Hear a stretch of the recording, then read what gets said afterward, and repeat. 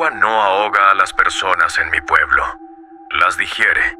Siempre nos dijeron que el ahogamiento es una muerte pacífica, que al final hay una calma absoluta cuando tus pulmones se rinden.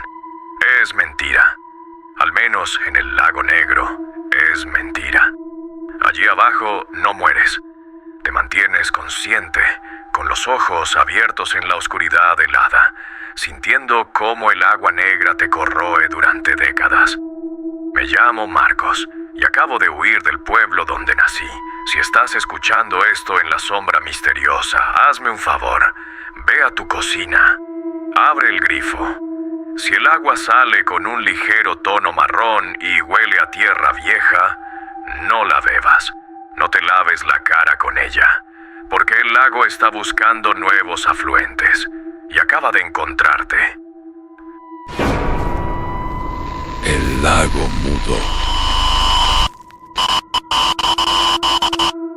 Volví a Valle Oculto hace 3 semanas para enterrar a mi hermano menor, Tomás.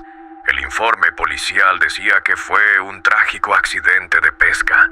Su bote volcó, se enredó en las algas y se ahogó. Pero Tomás era nadador profesional y conocía ese lago como la palma de su mano. Llegué en medio de un otoño gris.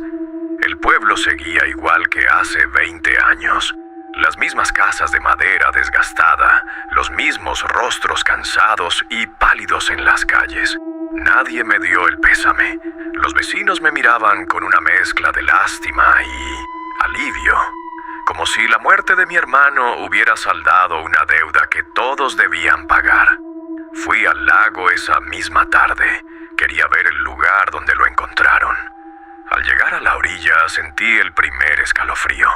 La naturaleza tiene sonido. El viento, los pájaros, el chapoteo del agua contra las rocas. Pero allí no había nada. Un silencio absoluto, de vacío. Me acerqué al borde del agua. El lago Negro se extendía por kilómetros, pero su superficie era perfectamente lisa. No había ni una sola ondulación, a pesar de que el viento me golpeaba la cara. Y entonces noté algo peor.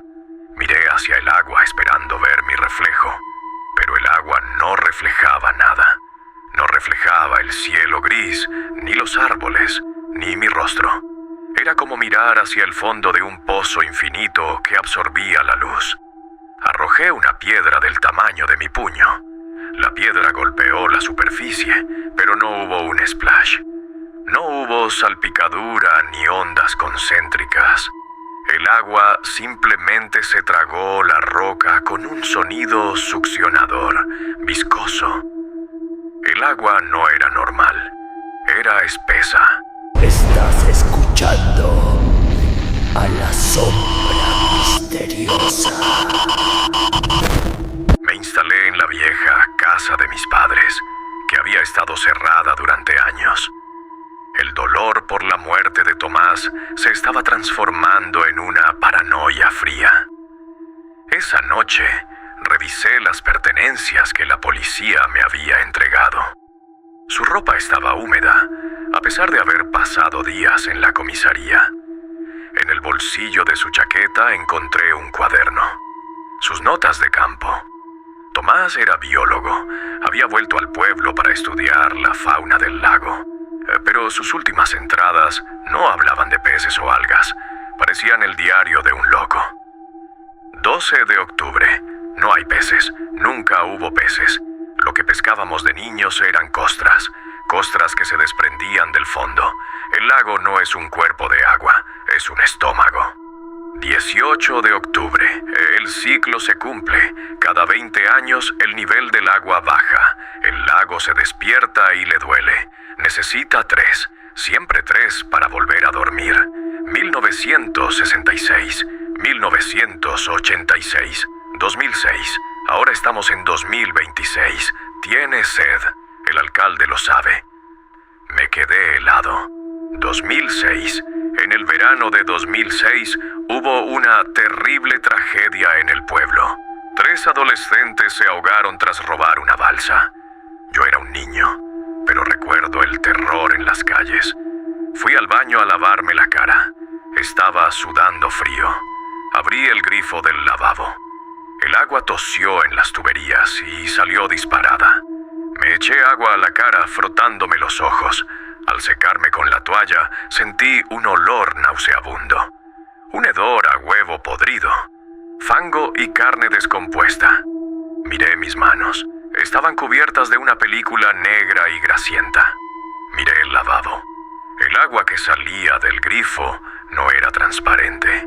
Era el agua del lago. Y en medio del charco sucio que se formaba en la losa blanca, había mechones de cabello humano. Cabello rubio. El cabello de mi hermano. Estás escuchando a la sombra misteriosa. Llamé al fontanero del pueblo, el viejo Elías. Llegó con su caja de herramientas, pero ni siquiera quiso mirar las tuberías. El agua está sucia por las lluvias, muchacho, me dijo, sin mirarme a los ojos. Solo no bebas del grifo. Vete a la ciudad. Tu hermano ya descansa. Había una prisa aterradora en su voz. Quería que me fuera. Todo el pueblo quería que me fuera. Tomás era el primero del ciclo de este año. Faltaban 2. La humedad empezó a tomar la casa. Las paredes de la sala empezaron a sudar un líquido negruzco. Los espejos se empañaban solos, y si pasabas el dedo, podías ver marcas de manos presionando desde el otro lado del cristal. Manos pequeñas, de niños. Empecé a escuchar voces. Venían de los desagües. Me acercaba al fregadero de la cocina y escuchaba un coro de susurros ahogados. Burbujas rompiéndose. Una noche puse la oreja contra el agujero del desagüe del baño. Escuché la voz de Tomás, clara, nítida, pero gorgoteante. Marcos, sácalo. Ayúdame a sacarme este lodo de los pulmones. Me pica. Llevo semanas intentando toserlo, pero sigue entrando. Marcos, está oscuro aquí. Rompí el lavabo con un martillo esa misma noche, pero la humedad no venía de las tuberías, venía de la tierra. El lago se estaba expandiendo por debajo de los cimientos del pueblo. Estaba buscando debajo de las camas de los habitantes. Fui a la biblioteca municipal. Rompí la cerradura de la puerta trasera de madrugada. Busqué los registros de defunciones. 1926, 1946, 1966, 1986, 2006. En cada uno de esos años, exactamente 3 personas habían desaparecido o se habían ahogado en las semanas de octubre. El pueblo no lloraba a estas víctimas. El pueblo las ofrendaba. Mantenían al monstruo lleno para que no se tragara el pueblo entero. Y entonces encontré un registro a lápiz, escondido entre las actas de este año. Estaba escrito con la letra del alcalde. Era una lista de nombres. El primer nombre estaba tachado, Tomás Navarro. El segundo nombre, Sofía Reyes, la hija del panadero, desaparecida hacía 3 días. El tercer nombre era el mío, Marcos Navarro. El lago prefería la sangre de la misma familia, y el pueblo me había traído de vuelta para servir el plato final. Estás escuchando a la sombra misteriosa. Esa noche empezó a llover, pero la lluvia no era normal. Las gotas que golpeaban mi ventana eran pesadas, espesas, dejaban manchas negras en el cristal. Hice mis maletas en 5 minutos. Tenía que llegar a mi coche, conducir hasta la carretera principal y no volver nunca. Abrí la puerta de entrada de mi casa. Momento inquietante 4. Allí estaban, unas 30 personas del pueblo. Hombres, mujeres, ancianos, estaban de pie en mi jardín, bajo la lluvia negra torrencial. No llevaban paraguas, ni impermeables. Estaban empapados y todos tenían la cabeza echada hacia atrás, mirando al cielo, con la boca abierta de par en par. Estaban bebiendo la lluvia del lago. llenándose de él. El alcalde estaba en la primera fila. Bajó la cabeza y me miró. Sus ojos eran totalmente negros, dilatados. No puedes irte, Marcos, dijo. Su voz sonaba húmeda, como si tuviera la garganta llena de cieno. Si te vas, la deuda queda incompleta. Y si el lago no duerme, el lago caminará. Entrégate. Tomás te está esperando. Dice que tiene frío. Cerré la puerta de golpe y le pasé todos los cerrojos. Los golpes empezaron de inmediato. No eran golpes de puños, eran golpes pesados, cuerpos enteros arrojándose contra la madera con una fuerza inhumana, como si sus huesos no sintieran dolor. ¡Pum! ¡Pum! ¡Pum! Las ventanas empezaron a crujir. Escapé por la puerta trasera, saltando la cerca hacia el bosque. Corrían detrás de mí, pero no hacían ruido al pisar. Se deslizaban sobre el fango, rápidos, imparables. Corrí a ciegas entre los pinos. La lluvia me cegaba. Y entonces, sin darme cuenta, los árboles se terminaron. Mis pies pisaron lodo suelto. Me resbalé y caí rodando por un talud. Aterricé en la orilla del lago Negro. Me habían acorralado. Me habían guiado exactamente hacia donde el agua los estaba llamando. Estás escuchando a la sombra misteriosa. Me levanté a duras penas cubierto de barro. Frente a mí, el inmenso lago oscuro. Detrás de mí, la turba de aldeanos emergiendo de entre los árboles, observándome en silencio absoluto. El agua empezó a retroceder. La orilla se ensanchó. El nivel del lago estaba bajando rápidamente, revelando un fondo de fango negro y liso. Y entonces, el centro del lago empezó a hervir. Burbujas gigantes, del tamaño de automóviles, emergían a la superficie y estallaban, liberando un gas fosforescente y azulado que iluminó la noche. El agua se elevó en el centro, no como una ola, sino como un pilar. Una columna de agua negra desafiando la gravedad, alzándose 10, 20 metros en el aire. La superficie del lago se volvió translúcida gracias a esa luz fantasmal. Grité. No pude evitarlo. Allí abajo, a través del agua clara, pude verlos. Cientos de cuerpos estaban suspendidos a diferentes profundidades. Hombres con ropa de los años 20, mujeres con vestidos de los 80. Niños. No flotaban como cadáveres. Estaban de pie en el agua, en posición vertical, con los brazos pegados al cuerpo. Todos tenían los ojos abiertos, y todos miraban hacia arriba, hacia mí. Y sus bocas se abrían y cerraban rítmicamente como si estuvieran cantando o como si estuvieran respirando el agua. El lago era una entidad viva, una ameba colosal y antigua que conservaba a sus víctimas en un éxtasis de asfixia perpetua. En la capa más superficial, a solo 1 metro bajo la superficie, estaba Tomás, mi hermano. Sus ojos conectaron con los míos. Pude ver el terror absoluto en su mirada. Pude ver cómo una raíz negra de fango salía de la profundidad del lago y se introducía en su boca, bombeando esa agua pútrida hacia sus pulmones, manteniéndolo en una vida de agonía. «Salta», susurró el alcalde a mi espalda. «O te tiramos», me negué. Recogí una piedra afilada de la orilla y me corté la palma de la mano. «¿Queréis sangre?», grité enloquecido. «Tomadla».